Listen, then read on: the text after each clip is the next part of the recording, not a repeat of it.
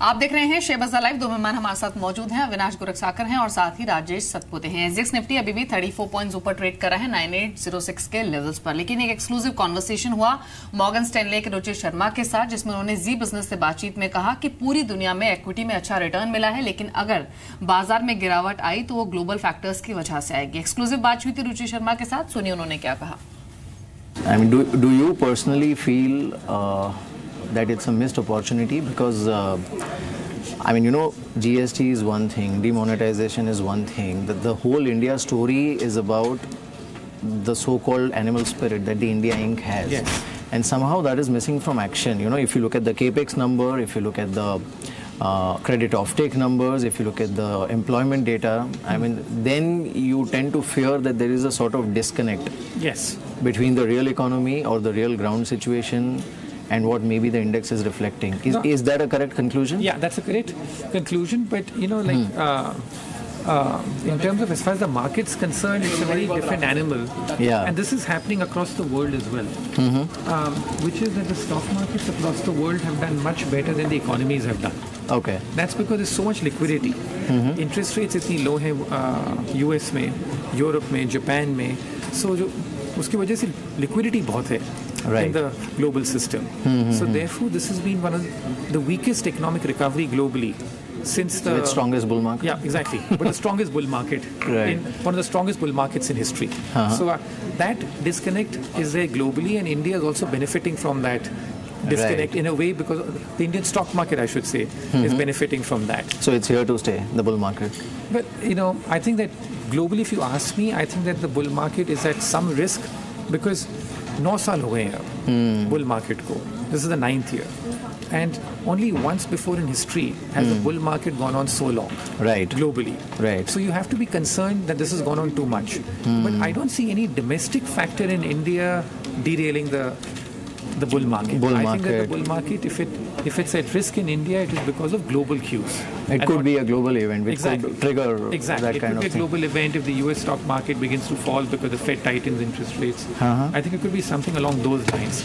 India में इतनी problem नहीं है, और इंडिया का सबसे बड़ा डिस्टिंग्विशिंग फैक्टर ये है कि हम that across emerging markets, if you look at it, we have the largest number of quality companies, Right. which is not there in many other countries. In fact, this is a study which I did, and this is part of my essay Yeah, also. it's part of your मैंने essay. लिखा था that अगर आप देखें that how many companies in India are able to grow their earnings by 15% a year, and the return on equity is also more than 15% a year over the last 5 years.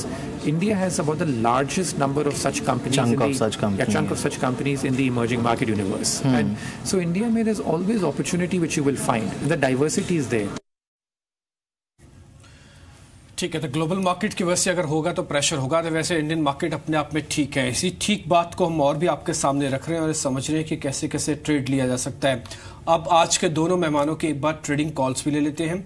Rajesh, आपकी तरफ से आज के share कौन से जिस पे हमको ज़्यादा ध्यान रखना है? देखिए, ऐसे माहौल में थोड़ा सा डिफेंसिव हो तो बेटर है। मुझे पर्टिकुलरली भारतीय ज़्यादा अच्छा लगता है। अगर यहाँ पे टेक्निकली सिर्फ उस पर बात करें तो it's a clear cut flag formation, और इसको पेनेंट फॉर्मेशन भी कहते हैं। इसका जो टेक्निकल लेवल है जो ब्रेकआउट का, वो है 415। सो अबव 415 बाय करें विद स्टॉप लॉस ऑफ 412। इसका जो मेरा टारगेट बनता है वो 432 का है। सेकंड बाय कॉल रहेगा टाटा मोटर्स पे, जिसका स्टॉप लॉस 360 का मेंटेन करना है। हमें लगता है कि इसमें जो टेक्निकल प्राइस पैटर्न दिखता है, that is a positive divergence. It's an early indication of oversold territory. So it's a Contra call, 360 के स्टॉप लॉस के साथ लॉन्ग करे। इसका जो टारगेट रहेगा वो रहेगा 408 का। तो बाय कॉल है टाटा मोटर्स पर, 360 का स्टॉप लॉस, 405 का टारगेट आ सकता है टाटा मोटर्स में। अविनाश, आपकी रिकमेंडेशंस क्या है इंट्राडे के लिए आज? नहीं, इनफैक्ट दीपाली, मैं समझता हूँ कि इंट्राडे के लिए नहीं, बट थोड़ा सा पोजिशनल व्यू के लिए अगर हम कैपिटल फर्स्ट के स्टॉक को थोड़ा सा देखें तो इस स्टॉक में डेफिनेटली थोड़ी बहुत खरीदारी आज आ सकती है। जिस प्रकार से बिकवाली कल आई है, मेरे ख्याल से यहाँ पे कोई फंडामेंटल चेंज नहीं हुआ है। यहाँ पे definitely asset quality, loan book growth काफ़ी बढ़िया है। तो यहाँ पे शॉर्ट टर्म में कम से कम 720, 725, और अगर 6 to 12 मंथ्स का व्यू ले तो कम से कम 850, 850 का टारगेट प्राइस बन सकता है। ठीक है, तो आप इन सभी कॉल्स पे ध्यान रखें। जो राजेश की दूसरी कॉल थी ना, उस पर भी आपको ध्यान रखना होगा। वो है भारती एयरटेल इस पे भी आप निवेश करें, टाटा मोटर्स पे और भारतीय एयरटेल पे। आज वैसे भी हो सकता है IMG की एक बैठक हो जाए जो कि टेलीकॉम कंपनीज के लिए थोड़ी राहत दे सकती है। तो इस खबर के लिहाज से, टेक्निकल पैटर्न के लिहाज से, इन दोनों चीजों के लिहाज से भारतीय एयरटेल भी नोटिसेबल शेयर है, इस पे आपको जरूर ध्यान रखना चाहिए। जी, तो भारतीय एयरटेल 419 पर बंद हुआ, लेकिन आज बाय रिकमेंडेशन है राजेश की स्टॉक पर।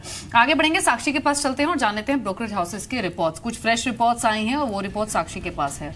गुड मॉर्निंग साक्षी, बताइए कौन से स्टॉक्स हैं? Very good morning to you Deepali and Dimpy. शुरुआत करेंगे हम सीमेंट स्पेस से। अल्ट्राटेक पर एक रिपोर्ट आई है, HSBC की यहाँ पर रिपोर्ट आई है।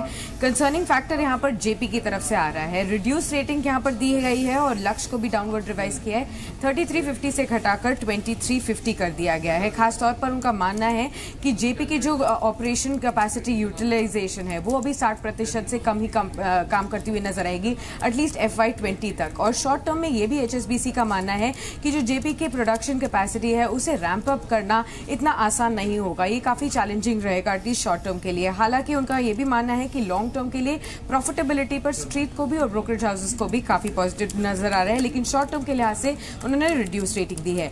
वेस्टलाइफ पर एक रिपोर्ट जारी हुई है और ये CLSA की तरफ से यहाँ पर वो बाय रेटिंग दे रहे हैं और लक्ष्य दिया है 300 का। खासतौर पर मैकडॉनल्ड्स की जो नॉर्थ और ईस्ट फ्रेंचाइजी के साथ करार टूटा है उसका बेनिफिट वेस्ट लाइफ को मिलता हुआ नजर आएगा। कनॉट प्लाजा के साथ ये करार टूटा है और अब जो कंसोलिडेशन है वो अगर वेस्ट लाइफ डेवलपमेंट के अंदर होता हुआ नजर आए तो विन विन सिचुएशन होगा, दोनों ही मैकडॉनल्ड्स और वेस्ट लाइफ के लिए भी। खासतौर पर पूरे भारत में जो मैकडॉनल्ड्स की प्रेजेंस है उसका फायदा भी अब वेस्ट लाइफ को और ज्यादा मिलता हुआ नजर आएगा। इन्फोसिस पर फोकस एक बार फिर से नजर आएगा। CLSA की फ्रेश रिपोर्ट यहाँ पर आई है, कोई फ्रेश टारगेट्स नहीं दिए गए हैं लेकिन अभी भी अंडर परफॉर्म रेटिंग दी गई है। खासतौर पर अगली कुछ तिमाहियों के लिए जब तक कि एक सही कैंडिडेट CEO के सामने नहीं आता है वो सबसे बड़ा चैलेंज रहेगा अभी स्ट्रीट के लिए। एग्जीक्यूशन पर अब कंपनी का फोकस बहुत ज्यादा होना चाहिए, ये CLSA की तरफ से अहम रिपोर्ट आई है। माइंडट्री पर एक रिपोर्ट आई है क्रेडिट स्विस की, जहां पर न्यूट्रल रेटिंग को बरकरार रखते हुए लक्ष्य दिया है 440 का। डिजिटल स्पेस में जो मजबूती है वो और एस्केलेट होती हुई नजर आएगी, जो कि एक पॉजिटिव ट्रिगर के तौर पर काम करेगा। रेडिंगटन आज का आखिरी शेयर जहां पर एक रिपोर्ट आई है और ये IIFL की तरफ से आई है। 160 के टारगेट के साथ यहां पर कवरेज शुरू किया है। FY17 to 20 की बात करें तो आय में सालाना आधार पर 11% तक की ग्रोथ की भी उम्मीद है उनको।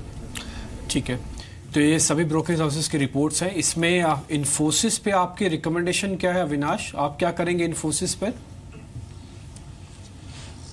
नहीं, मैं समझता हूँ कि Dimpy as of now fresh खरीदारी तो मैं ज़रूर नहीं करूँगा, क्योंकि हमको लग रहा है कि आने वाले 1-2 क्वार्टर्स कंपनी के लिए काफ़ी चैलेंजिंग रहेंगे। और अभी तो मेरे ख्याल से जिस प्रकार का इशू है, मेरे ख्याल से नया CEO जब तक नहीं आता है मेरे ख्याल से अनसर्टेनिटी रहेगी। हालांकि एक छोटा सा पुल बैक जरूर स्टॉक में आएगा, बायबैक की प्राइस भी अनाउंस हो चुकी है तो थोड़ा बहुत बायबैक भी सपोर्ट देगा। बट बायबैक खत्म होने के बाद अगर CEO नहीं आता है और इसमें कोई डिले होता है तो वापस थोड़ी बिकवाली का प्रेशर आपको इन्फोसिस के स्टॉक में दिख सकता है। जी, तो आज भले ही थोड़ा सा रिकवर हो लेकिन कंसर्न्स अभी भी बने हुए हैं। और जो बात इनफैक्ट डिम्पी अविनाश ने कही, ये ज्यादातर ब्रोकरेज हाउसेस भी कह रहे हैं, ज्यादातर मार्केट पार्टिसिपेंट्स कह रहे हैं कि जब तक क्लियरिटी नहीं आएगी कि नया CEO कौन होगा तब तक असमंजस बना रहेगा इन्फोसिस को लेकर।